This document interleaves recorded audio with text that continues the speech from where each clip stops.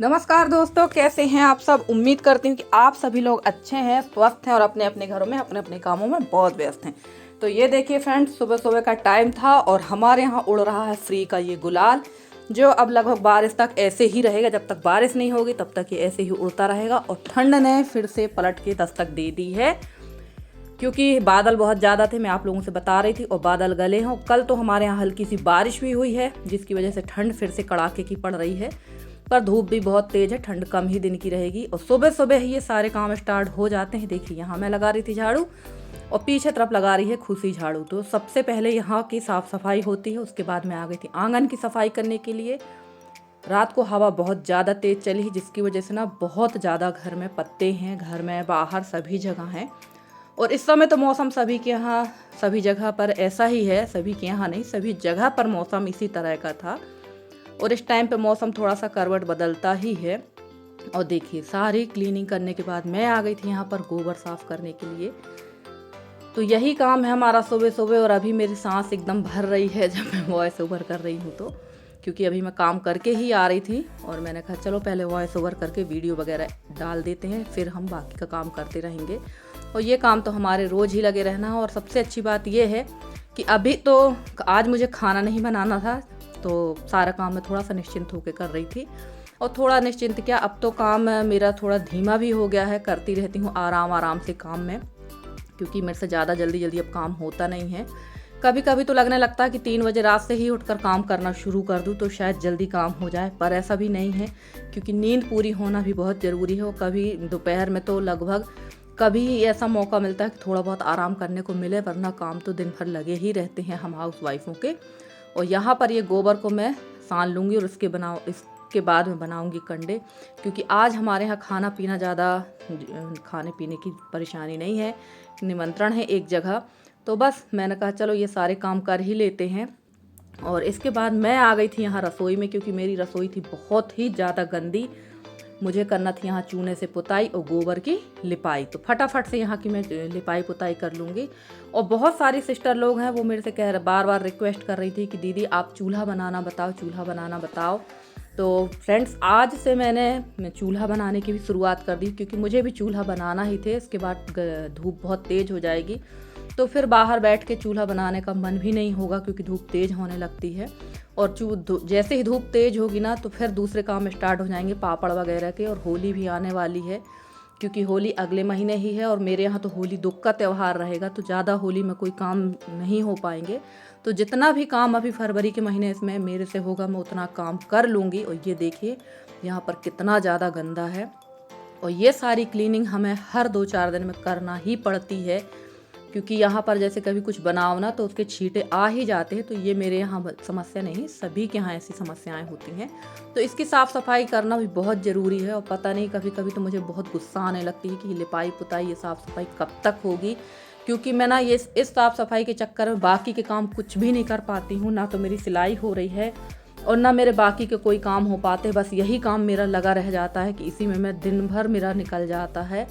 और उसके बाद जब लोग आते हैं, बहुत सारे लोग जब आते हैं घर ना, तो उन लोग एडवाइस दे जाते हैं कि यार ऐसा काम नहीं किए, ये थोड़ा सा गंदा है, यहाँ ऐसा है।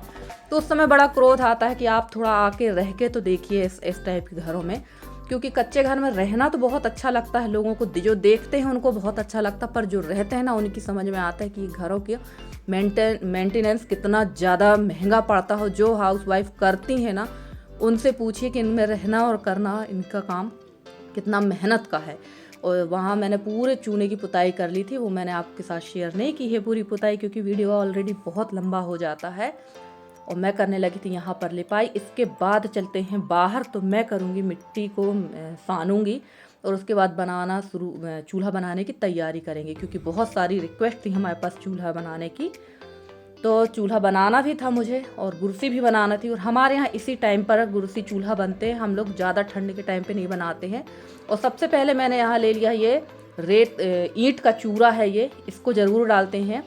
और थोड़ा सा गोबर ले लेते हैं, भूसा, ये सारी चीज़ें मिला के हम लोग चूल्हा बनाते हैं। और इस बार मुझे काली मिट्टी मिल गई है, तो काली मिट्टी से ही चूल्हा बनाएंगे। देखते हैं जल्दी फूटेगा या नहीं, क्योंकि कहते हैं ना जो भूरी सी मिट्टी होती है उसमें जल्दी चूल्हे फूट जाते हैं।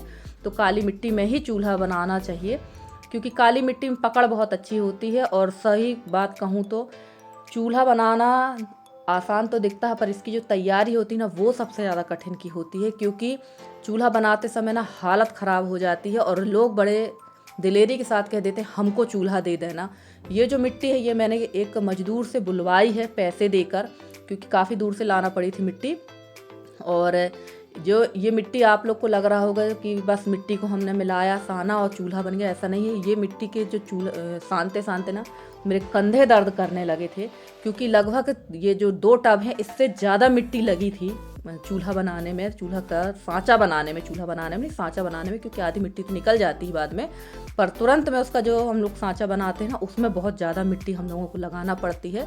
और लोग बड़े आसानी से कहते थे हमको चूल्हा दे देना, तो इतना आसान नहीं भाई। इस बार तो मैं किसी को चूल्हा नहीं दूंगी, चाहे कुछ भी हो जाए, चाहे इसके पीछे झगड़ा ही क्यों ना हो जाए, पर मैं नहीं दूंगी। ये बहुत मेहनत का काम है और गोबर मिट्टी के काम में मेहनत तो लगती ही है।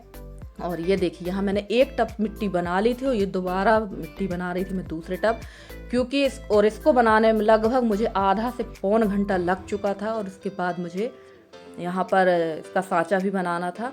तो ऐसे ही कोई भी काम इतना आसानी से नहीं होता है। बहुत ये जो करते हैं बहुत सारी सिस्टरें जो ये सारे काम करती हैं ना, उनको ये सारी चीज़ें समझ में आती हैं कि कोई भी काम इतना आसान नहीं होता जितना दिखता है।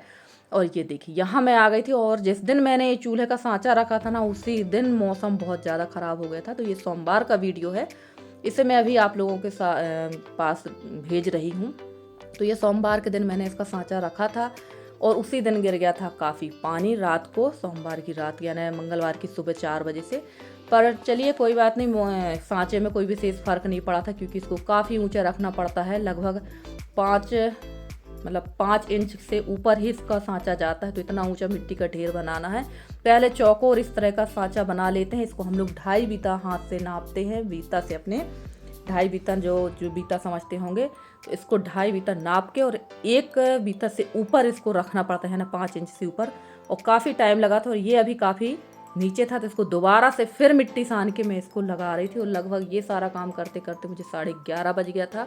और ये देखिए इस तरह से इसको हम चौकोर करके अभी रख देंगे, क्योंकि तुरंत में ये नहीं बनेगा फ्रेंड्स, क्योंकि ये मिट्टी गीली है। जब ये थोड़ी कड़क हो जाएगी तब इसकी हम कटिंग करेंगे और फिर हम इसका चूल्हा बनाएंगे। और देखिए चूल्हा का सांचा मैंने वहाँ बना दिया था और उसके बाद मैं आ गई थी अपनी बड़ी मम्मी के घर में, क्योंकि मुझे आज हमारा निमंत्रण था बड़ी मम्मी के यहाँ।